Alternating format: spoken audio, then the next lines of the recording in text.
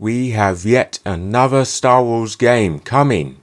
At least for now, it's just a rumour, but it's interesting considering that licensed games nowadays are becoming more and more popular. And there isn't a lot of details, but they are significant, so without further ado, let's dive right in.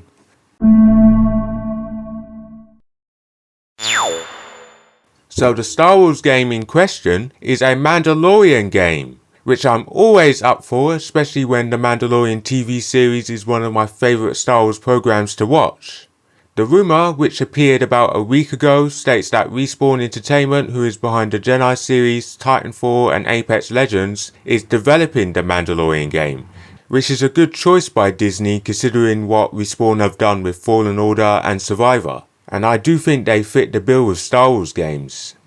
In terms of the game itself, it will be set during the time when the Galactic Empire was dominating the galaxy. Now this possibly means that Din Djarin might not be the character we are playing. It is likely to be a new Mandalorian character.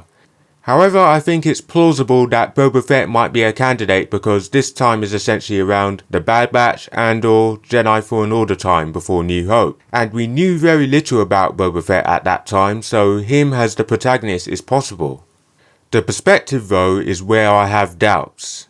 This is the same thing with Indiana Jones and the Great Circle, another first-person shooter where there is going to be a lot of movement and high mobility that really should be for a third-person game. Like I said with Indy, I will play it because I don't suffer from motion sickness like many others do, but games where movements such as flying, platforming and any other mechanic that results in the game being very fast-paced is where the game should be third-person in my opinion. And this Mandalorian game should be one of them, since the jetpack is in use. And take Starfield and Mass Effect Andromeda as examples, since they also use jetpacks. Starfield may be both first person and third person, but the best way to get the most out of the jetpack is to switch to third person, and then switch back. Mass Effect Andromeda also has a jetpack and it's third person, and look at the most recent Mandalorian game Star Wars Bounty Hunter that utilizes Jango Fett's jetpack, and that was also third person, and that's how it always should be. Before you guys start saying about oh third person games are generic and first person shooters are unique, then look yourself in the mirror because there are so much more first person shooters than third person games. Let me name some as proof. Halo, Killzone, Call of Duty, Battlefield, Rainbow Six, Resistance, Doom, Deus Ex, Titanfall, Half-Life and Wolfenstein. Now third-person games. Uncharted, Tomb Raider, GTA, Gears of War, Mass Effect, Red Dead, God of War and Horizon. See how much more first-person shooters?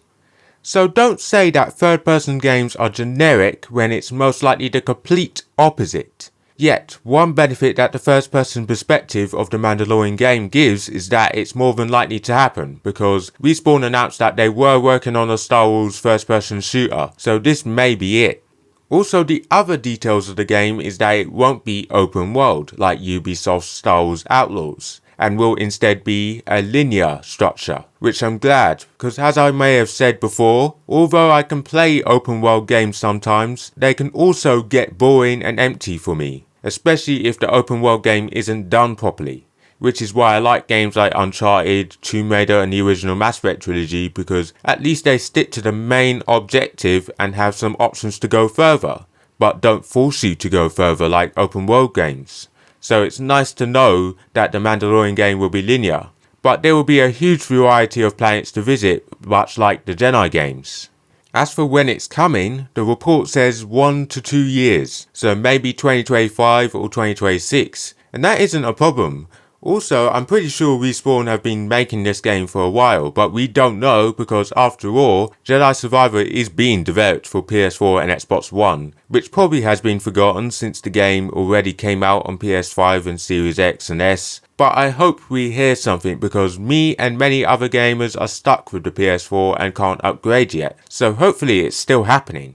But overall, the game is focused on mobility and stylistic action, with rewards for style, and essentially this game will be a linear alternative to Star Wars Outlaws because that game is bounty hunting but open-ended. But we will see how this pans out.